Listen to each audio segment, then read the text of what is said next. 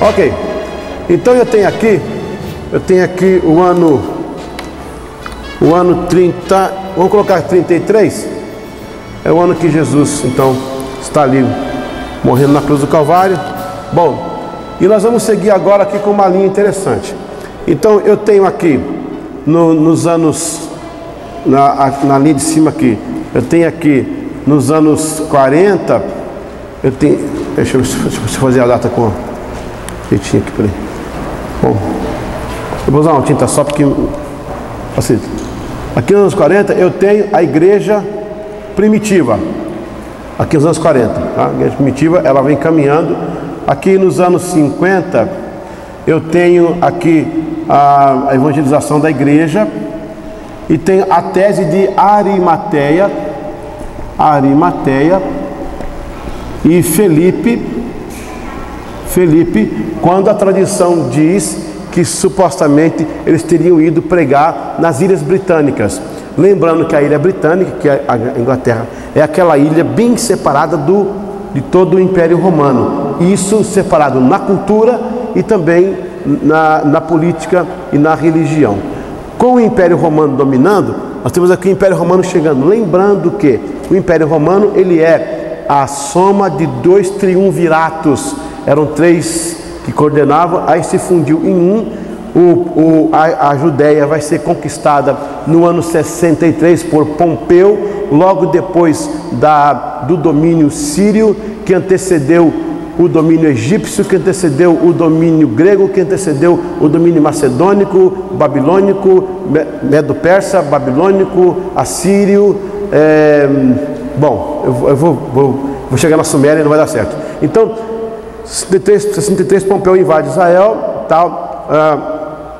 invade Israel e domina Israel, coloca Herodes como governador, e depois Cristo vem e morre no tempo de Tibério. Ali é uma pequena transição, porque Herodes morre antes de Cristo morrer, e depois segue-se então aquela sequência. Aí nós temos o ano 70, o general Tito entrando em Israel, derrubando destruindo o templo em Jerusalém.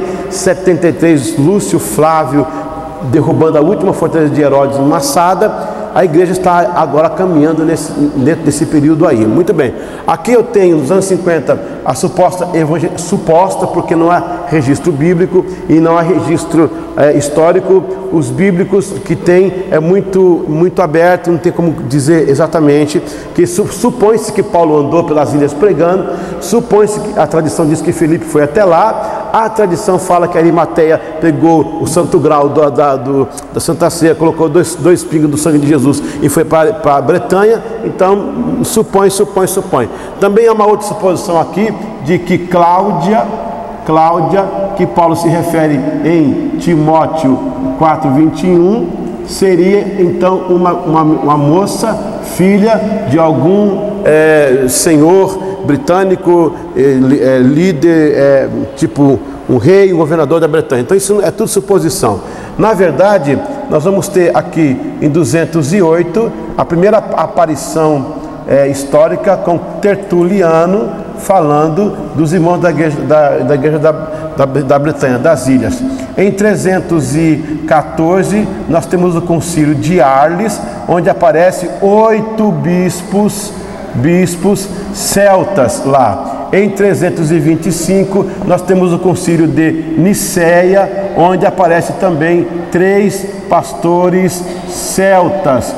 Quem é por que são celtas? É o povo que está vivendo na Nortúmbria, na Bretanha, naquela região das ilhas. Eu tenho também em 359 o concílio de Ariminium, a presença de pastores celtas. Eu tenho em 432 um evangelista chamado Patrício, que evangelizou toda a Grã-Bretanha, e ele fundou 300 igrejas e batizou 120 mil pessoas naquela região. Seguido dele, eu tenho em 521, eu tenho Columba, que é um outro evangelista daquela região, todo irlandês, lá de cima, que evangelizou aquela região. Eu tenho no século VII o venerável Beda, que vai escrever e confirmar toda essa evangelização aqui e também vai participar de algum tipo de evangelização. No ano 603, então a igreja celta é reconhecida pela igreja católica e aí vai tentar uma fusão, só que eles não vão querer fazer essa fusão. Essa celeuma vai correr até 1100, quando William, o normando, eles invadem a Grã-Bretanha e aí traz com eles uma religião que é, no caso, a cristã. Ele é cristão, esse rei, mas ele não mexe com a igreja celta.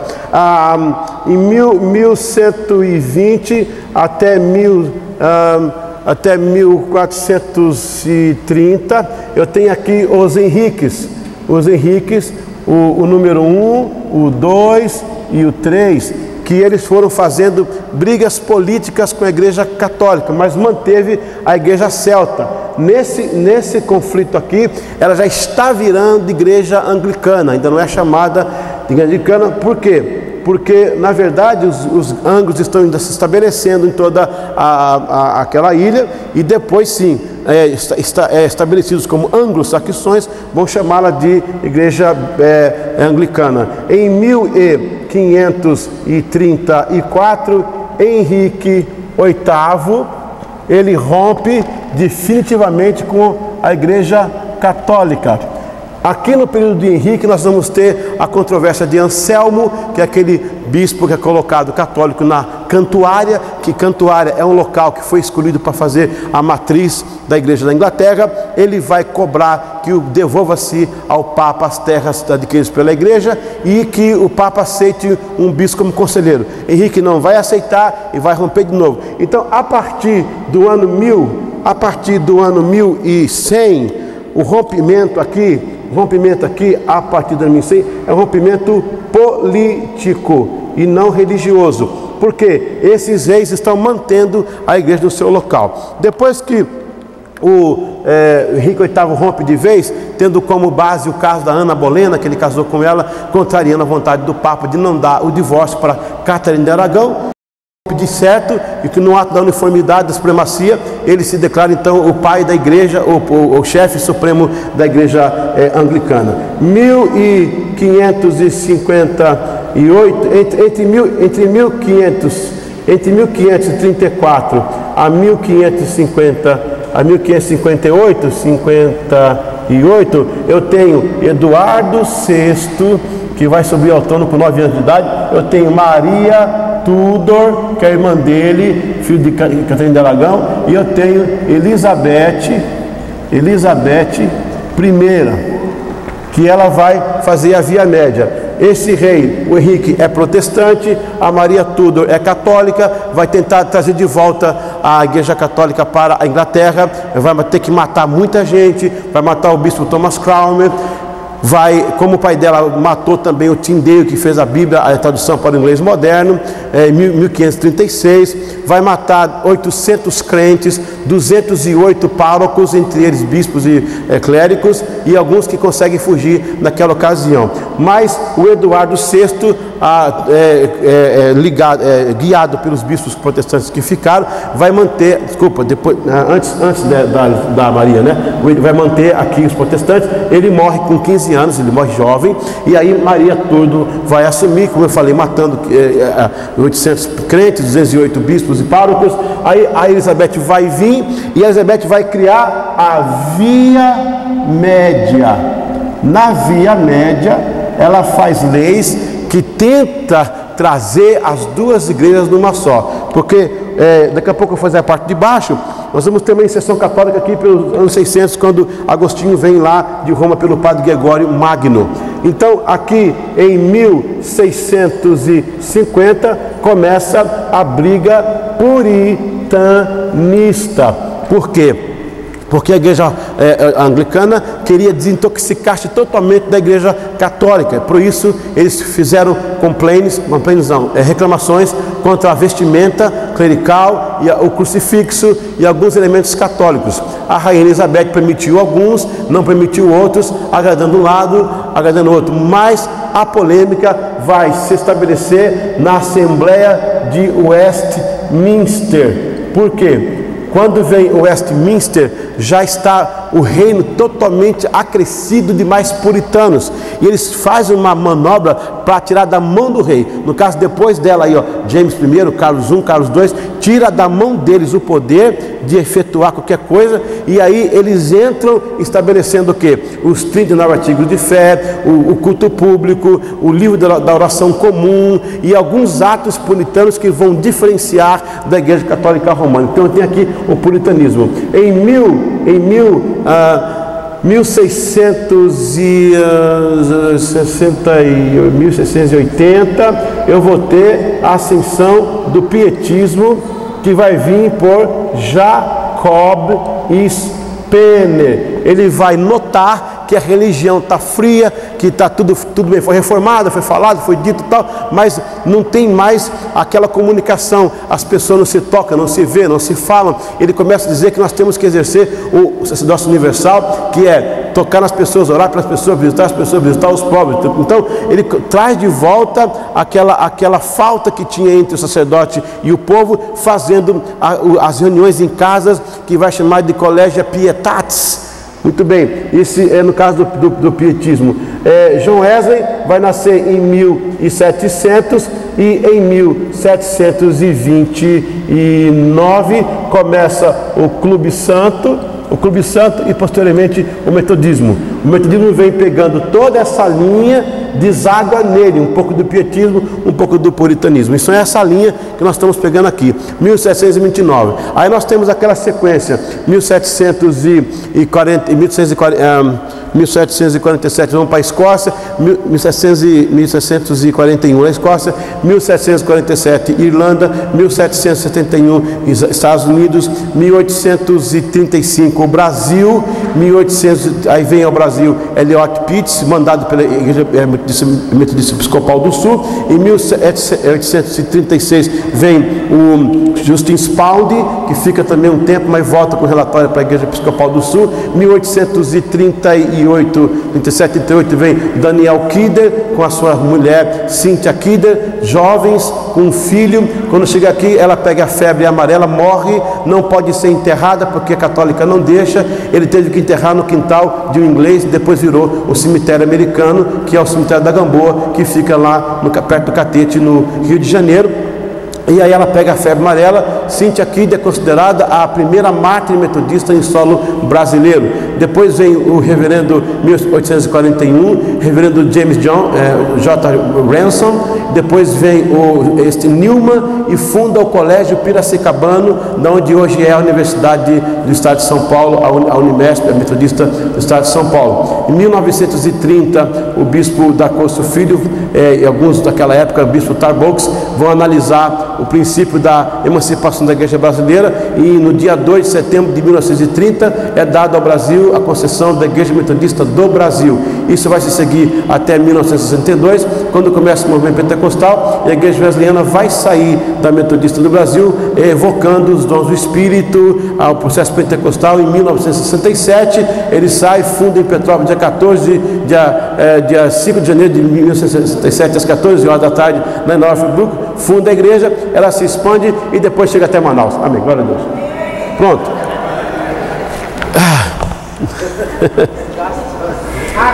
Fácil, né? Hã? Quando que chegou a primeira vez no Brasil foi em 1835. 1855, Igreja Congregacional. 1868, Igreja Batista. Depois a Presbiteriana e depois o final episcopal.